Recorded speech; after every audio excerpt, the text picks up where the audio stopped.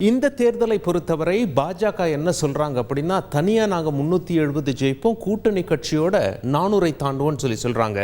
காங்கிரஸ் கட்சி என்ன சொல்றாங்க, நீங்க முதல்ல 200 தாண்டுங்க, 400 தாண்டறதை பத்தி அப்புறம் பேசலாம் அப்படின்னு சொல்லி காங்கிரஸ் கட்சி சொல்லி இந்த முறை பாஜக ஆட்சி அமைக்காது என்று சொல்லி பிரச்சாரம் செய்து வருகிறார்கள் காங்கிரஸ் கட்சி. இதெல்லாம் ஒரு பக்கம் இருக்க, தேர்தல் ஆணையத்தினுடைய இணையதளத்தில் ஒரு சில தகவல்லாம் தெரிவிக்கப்பட்டுள்ளது. அதை தேசிய ஊடகங்கள் பாஜகவை பொறுத்தவரை வேட்பாளர்களை எப்படி தேர்வு செய்துள்ளார்கள் என்ற அடிப்படையில் செய்திகளை வெளியிட்டு கொண்டிருக்கிறார்கள். அந்த அடிப்படையில் சென்ற தேர்தலில் பாஜக வெற்றி பெற்ற தொகுதி, அதாவது 2019 எத்தனை பாஜக எம்பிக்கள் நாடாளுமன்ற மக்களவைக்கு போனாங்க அப்படின்னு சொல்லி கேட்டிங்கன்னா 303, கூட்டணி கட்சி சுமார் 50 பேர், அப்போ மொத்தம் 353 பேர், பாஜக மட்டும் 303. இதில் அதே தொகுதியில் மீண்டும் எத்தனை பேர் போட்டிடுறாங்க அப்படின்னு சொல்லி பார்த்தீங்கன்னா பாதிக்கு பாதி தான், 167 பேருக்கு அதே தொகுதியில் போட்டியிடும் வாய்ப்பு வழங்கப்பட்டுள்ளது.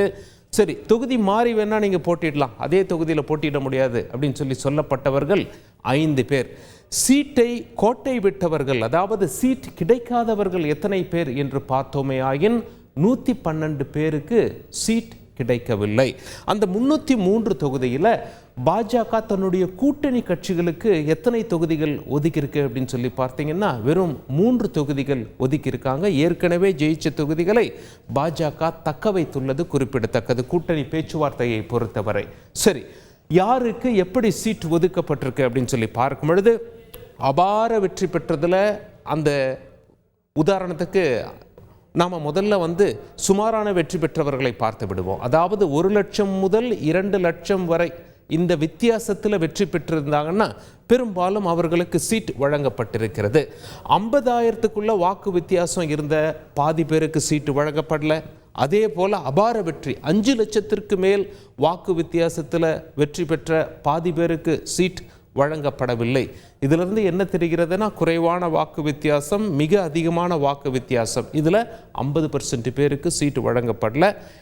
நடுத்தரமாக 1 லட்சத்திலிருந்து 2 லட்சத்துக்குள்ளே இருந்த பெரும்பாலான பேருக்கு மீண்டும் சீட் வழங்கப்பட்டிருக்கிறது. இதிலிருந்து என்ன தெரிய வருகிறது அப்படின்னா, பெரும் வாக்கு வித்தியாசத்தில் வெற்றி பெறுவதற்கும் சீட் வழங்கப்படுவதற்கும் சீட் மறுக்கப்படுவதற்கும் தொடர்பு இல்லை என்று தெரிகிறது. அபாரமாக வெற்றி பெற்ற ஒரே காரணத்தினால பாஜக ஒரு எம்பியை மீண்டும் நீங்கள் அதே தொகுதியில் போட்டி போடுங்க என்று சொல்வது கிடையாது என்று அரசியல் வல்லுநர்கள் அந்த டேட்டாஸை பார்த்து தகவல் தெரிவிக்கிறார்கள். சரி, அப்படின்னா எந்த அடிப்படையில் பாஜக மீண்டும் சீட்டு வழங்கியிருக்கலாம் என்ற கேள்வியை முன்வைக்கும் போது, கடந்த தேர்தலில் பெற்ற வெற்றி முக்கியம் அல்ல, தற்போது வெற்றி பெற இயலுமா என்பதை மிக தெளிவாக பார்த்திருக்கிறார்கள். கடந்த கால செல்வாக்கையெல்லாம் சொல்லி மீண்டும் எம்பி சீட்டை பெற முடியாது என்பது நன்கு தெரிகிறது என்று சொல்லப்படுகிறது. அது மட்டுமில்ல, பாஜகக்குள்ள அந்த வேட்பாளருக்கு என்ன செல்வாக்கு என்பதை பாஜக மேலிடம் தெளிவாக பார்த்திருக்கிறது. அந்த அடிப்படையில் தான் ஒரு எம்பிக்கு மீண்டும் போட்டியிட சீட் வழங்கப்பட்டுள்ளது என்று சொல்லப்படுகிறது.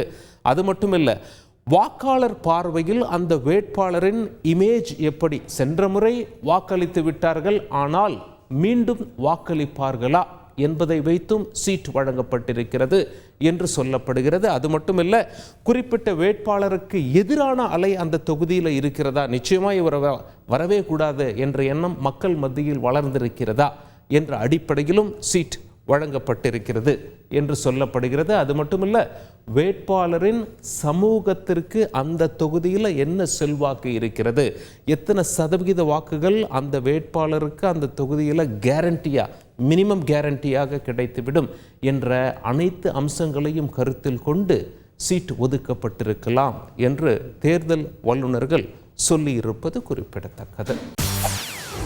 செய்திகளை உடனுக்குடன் தெரிந்து கொள்ள உடனே சப்ஸ்கிரைப் பண்ணுங்க.